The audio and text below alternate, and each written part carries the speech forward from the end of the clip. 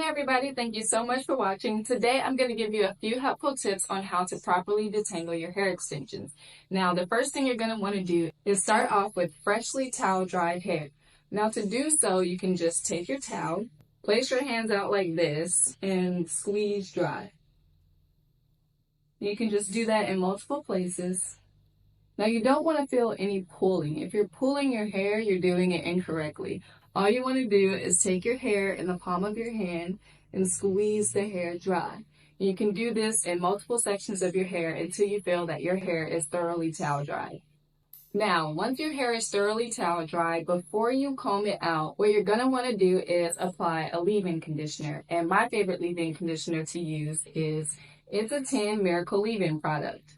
So to do so, I take my hair and in the root area, I'll go a few sprays and then I'll do the next section. Take it up in the next section. And you do that everywhere. And then I like to take my ends and pile them all together and give it a few sprays of the leave-in conditioner.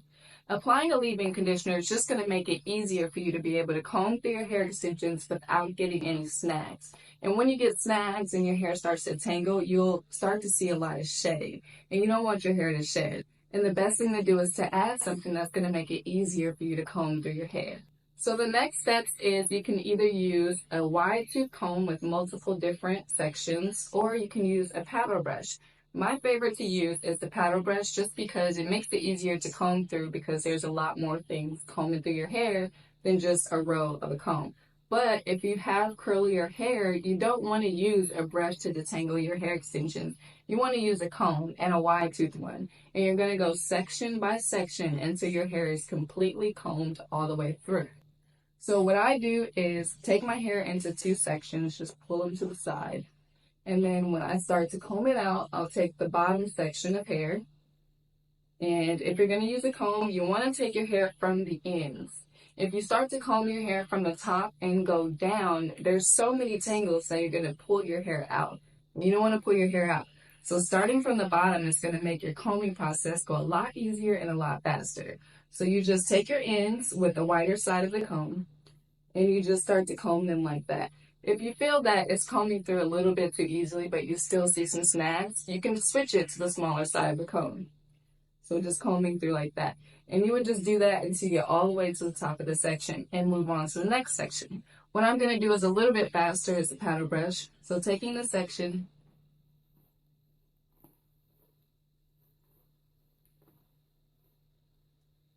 once you're done with that section, you can move on to the next section.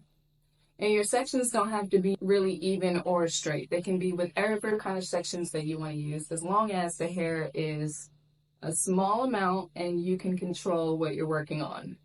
So again, starting from the ends, working your way up to the top.